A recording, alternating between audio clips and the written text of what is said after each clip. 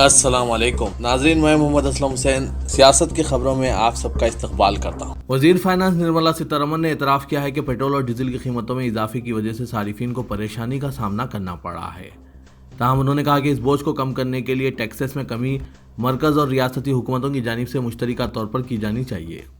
راجستھان، مدھیہ پردیش اور مہاراشٹر میں پیٹرول کی قیمت 100 روپے سے پار ہو چکی ہے، جبکہ ملک کے دیگر مقامات پر بھی ایندھن کی قیمت بہت زیادہ ہے، جس کی وجہ سے مرکزی اور ریاستی حکومتوں پر ٹیکسز میں کمی کے لیے دباؤ پڑ رہا ہے۔ ڈیزل پر دونوں حکومتوں کا 56% ٹیکس عائد ہوتا ہے۔ نرملا سیتارمن نے، جنہوں نے گزشتہ سال پیٹرول اور ڈیزل پر مرکزی ایکسائز ڈیوٹی میں غیر معمولی اضافہ کیا تھا، مرکز کی جانب سے پیٹرول اور ڈیزل کی قیمتوں میں کمی کے لیے سب سے پہلے قدم اٹھانے کے بارے میں کوئی جواب نہیں دیا۔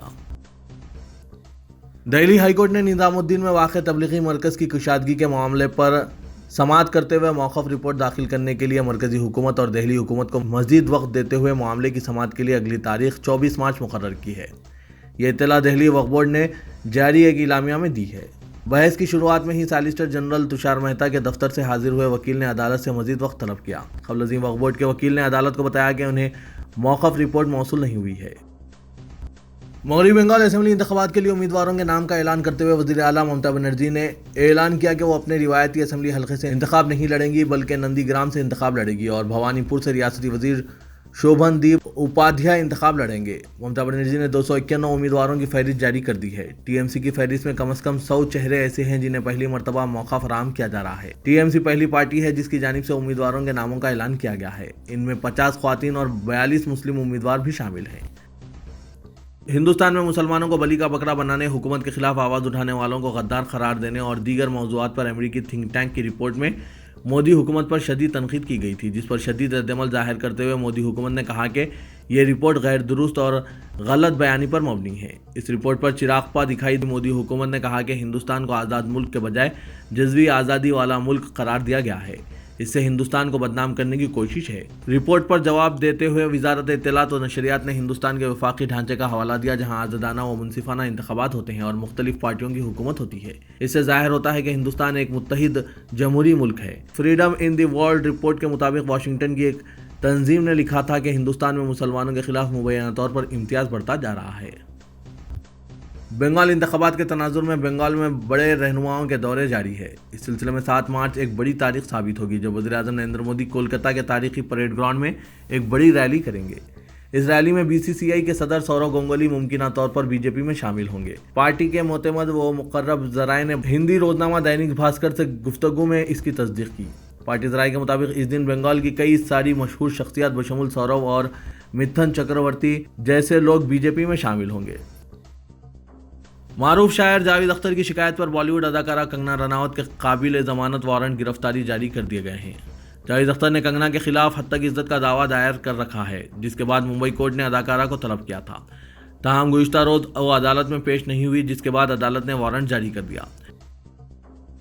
وزیر اعظم نریندر مودی نے ویڈیو کانفرنس کے ذریعے محکمہ برائے صنعت اور بین الاقوامی تجارت اور نیتی آیوگ کے ذریعے منعقدہ پیداوار سے منسلک ترغیبات PLI اسکیم سے متعلق ایک ویبینار سے خطاب کرتے ہوئے کہا کہ پچھلے 6 سالوں کے دوران میک ان انڈیا کی مختلف سطحوں پر حوصلہ افزائی کرنے کے لیے متعدد کامیاب کوششیں کی گئی ہے۔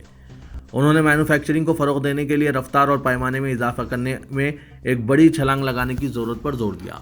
انہوں نے دنیا بھر کی مثالوں کا حوالہ دیا جہاں ممالک نے اپنی مینوفیکچرنگ کی صلاحیتوں میں اضافہ کر کے ملک کی ترقی کی رفتار کو تیز کیا ہے۔ انہوں نے کہا کہ مینوفیکچرنگ کی صلاحیتوں میں اضافے سے ملک میں روزگار کے مواقع میں اضافہ ہوگا۔ وزیر اعظم نے کہا کہ حکومت کی سوچ واضح ہے۔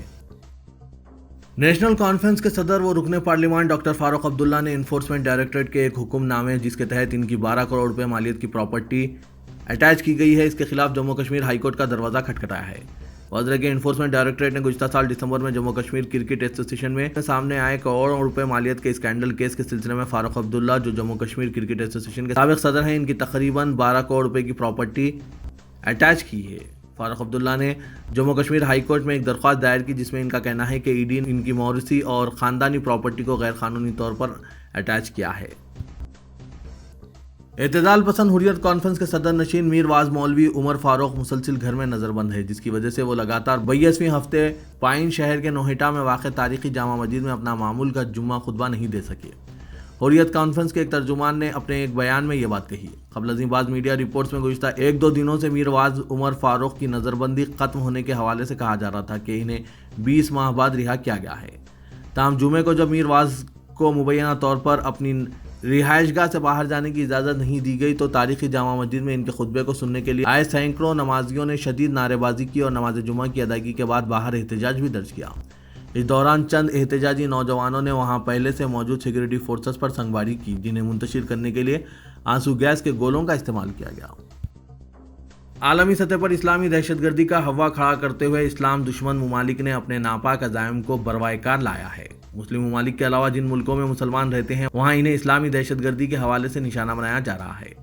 اقوام متحدہ کا کہنا ہے کہ بعض ممالک اسلام کے نام پر کی جا رہی کارروائیوں سے دراصل مسلمانوں کو نشانہ بنا رہے ہیں۔ اقوام متحدہ کی ہیومن رائٹس کونسل میں ایک رپورٹ پیش کی گئی ہے جس میں کہا گیا ہے کہ بعض ممالک اسلام کا منفی تاثر ابھار کر مسلمانوں کو خوفزدہ کر رہے ہیں، جس سے ان ممالک میں بسنے والے مسلمانوں کی جان و مال کی سیکورٹی کو خطرات لاحق ہو گئے ہیں۔ بعض ممالک نے مسلمانوں کے ساتھ امتیازی سلوک، دشمنی اور تشدد کو مستقل اور جائز قرار دے دیا ہے۔ اسلام دشمنی کے شکار ان ممالک میں مسلمانوں کے خلاف ایک تصوراتی دیوار تعمیر کر دی گئی ہے، جس سے ان ملکوں میں رہنے والے مسلمانوں کے انسانی حقوق پامال کیے جا رہے ہیں اور ریاست اس پر آنکھیں بند کیے سب کچھ دیکھ رہی ہے۔ سعودی عرب نے کورونا ویکسین کے عمل کو تیز کرتے ہوئے مملکت بھر کی فارمیسیز کو مفت ویکسین فراہم کرنے کا اعلان کیا ہے۔ عرب میڈیا کے مطابق ویکسین کی مملکت بھر میں پھیلاؤ اور دستیابی کو یقینی بنانے کے لیے ویکسینیشن سینٹرز کے بعد اب فارمیسیز کو بھی ویکسینز فراہم کی جائیں گی۔ سعودی وزیر صحت ڈاکٹر توفیق العربیہ نے اعلان کیا کہ مملکت بھر کی تمام فارمیسیز پر کورونا ویکسین بلا معاوضہ مہیا کی جائیں گی۔ مملکت میں منظور شدہ ویکسینز ہی کے استعمال کی اجازت ہوگی اور ضوابط کے تحت فراہم کی جائے گی۔ تلنگانہ قانون ساز اسمبلی کا بجٹ سیشن توقع ہے کہ مارچ کے تیسرے ہفتے میں منعقد ہوگا۔ بتایا جاتا ہے کہ چیف منسٹر کے چندر شیکھر راؤ 7 روزہ بجٹ سیشن کی تیاری کر رہے ہیں۔ عام طور پر بجٹ سیشن 30 سے 40 ایام کار پر مشتمل ہوتا ہے، لیکن چیف منسٹر نے ایک ہفتے پر مشتمل بجٹ سیشن کا منصوبہ بنایا ہے۔ کورونا وبا کے پیش نظر یہ فیصلہ کیا گیا ہے۔ وزیر اعلیٰ تلنگانہ 18 مارچ سے سیشن کے آغاز کا ارادہ رکھتے ہیں۔ سرکاری ذرائع نے بتایا کہ 14 مارچ کو گریجویٹ زمرے کی MLC نشستوں کے انتخابات کے پیش نظر چیف منسٹر نے بجٹ اجلاس کی نئی تاریخوں کو طے کیا ہے۔ تلنگانہ میں سرکاری جائیدادوں پر تقررات کے سلسلے میں اپوزیشن کی تنقیدوں کا سامنا کرنے والی TRS حکومت نے دیگر ریاستوں میں تقررات کی تفصیلات حاصل کی ہے تاکہ اپوزیشن کا جواب دیا جا سکے۔ وزیر اعلیٰ کے چندر شیکھر راؤ نے 2014 سے 2020 کے درمیان مختلف ریاستوں میں پبلک سروس کمیشنوں کے ذریعے کیے گئے تقررات کے اعداد و شمار حاصل کر لیے ہیں۔ بتایا جاتا ہے کہ تقررات کے معاملے میں تلنگانہ ملک کی دیگر ریاستوں سے آگے ہے۔ مغربی بنگال، اڑیسہ، چھتیس گڑھ، ہریانہ، تامل ناڈو اور کرناٹک سے حاصل کیے گئے اعداد و شمار کے مطابق تلنگانہ حکومت نے نوجوانوں کو سرکاری جائیدادوں پر تقررات میں سبقت حاصل کر لی ہے۔ وزیر اعلیٰ نے گریجویٹ MLC نشستوں کی انتخابی مہم میں تازہ ترین اعداد و شمار رائے دہندوں تک پہنچانے کی ہدایت دی ہے۔ وزیر IT KTR نے مرکز سے استفسار کیا کہ درآمدی محصولات میں اضافہ کر کے میک ان انڈیا کا نعرہ دینے سے کیا نئی کمپنیاں قائم ہوں گی۔ بیگم پیٹ میں CII کے سالانہ اجلاس میں KTR کے علاوہ صنعت کاروں نے بھی شرکت کی۔ اس موقع پر وزیر IT و صنعت نے کہا کہ صرف آتما نربھر بھارت کا نعرہ دینا کافی نہیں ہے، اس کے لیے درکار اقدامات بھی کرنا پڑتا ہے۔ حسین علم پولیس نے ایک مبلغ الیاس شرف الدین کے خلاف اشتعال انگیز مواد سوشل میڈیا پر وائرل کرنے کے الزام میں ایک مقدمہ درج کیا ہے۔ حسین علم پولیس نے از خود کارروائی کرتے ہوئے یہ مقدمہ درج کیا ہے۔ تفصیلات کے موجب الیاس شرف الدین نے حال ہی میں سوشل میڈیا پر ایک ویڈیو اپلوڈ کیا تھا جس میں انہوں نے گائے کا گوشت استعمال کرنے کی ممانعت نہ ہونے کا ادعا کیا تھا اور عوام کو گائے کا گوشت کھانے کے لیے حوصلہ افزائی کی تھی۔ یہ ویڈیو سوشل میڈیا پر وائرل ہوا تھا۔ حسین علم پولیس کے سب انسپکٹر YK پرساد نے شکایت درج کرواتے ہوئے الزام عائد کیا تھا کہ الیاس کے اس ویڈیو کے ذریعے دل آزاری ہوئی تھی۔ اس پر حسین علم پولیس نے مقدمہ درج کر لیا ہے۔ حکومت 10 مارچ سے 18 سال سے زائد عمر کے ہر شہری کو کورونا ٹیکہ دینے پر غور کر رہی ہے۔ مرکزی و ریاستی حکومت سے صورتحال کا جائزہ لینے کے بعد اس کو خطیت دی جائے گی۔ ذرائع کے مطابق مرکزی وزارت صحت کی جانب سے ٹیکوں کی تیاری اور حصول کی تفصیلات حاصل کی جانے لگی ہے اور تمام شہری آبادی کے ساتھ دیہی آبادی میں ٹیکہ اندازی کی سہولتوں سے آگاہی حاصل کی جا رہی ہے۔ بہترین معیار زندگی کے ساتھ آرام سے زندگی گزارنے کے لیے موضوع لائق شہروں کی فہرست میں حیدرآباد کے بشمول تلنگانہ کے تمام شہر منسپل کارکردگی کے انڈیکس میں پیچھے رہ گئے ہیں۔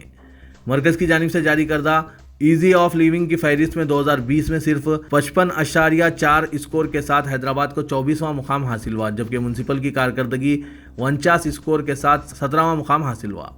مرکزی وزیر شہری ترقیات ہردیپ سنگھ پوری کی جانب سے جاری کردہ فہرست میں اس بات کا انکشاف ہوا ہے ایز آف لیونگ کے 10 لاکھ سے زیادہ آبادی رکھنے والے شہروں کی فہرست میں بنگلور کو سر فہرست مقام حاصل ہوا ہے۔